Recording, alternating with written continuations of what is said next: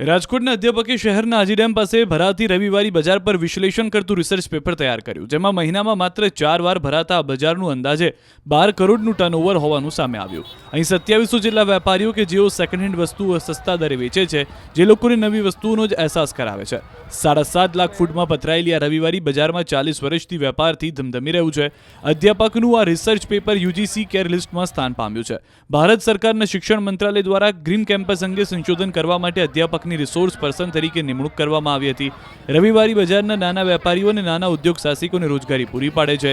અહીં second hand કપડાં, furniture, cycle, electronic gadgets, ઘર વપરાશની પ્લાસ્ટિકની વસ્તુઓ, સાજ સજાવટ વસ્તુઓ, એન્ટિક વસ્તુઓ ખૂબ જ સસ્તા દરે લોકોને મળી રહે છે.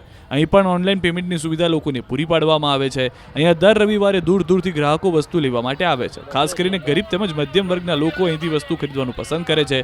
આ રવિવારી બજારમાં મુખ્ય બજાર કરતા ભાવ લગભગ 30-40% વસ્તુઓમાં સસ્તા હોય છે.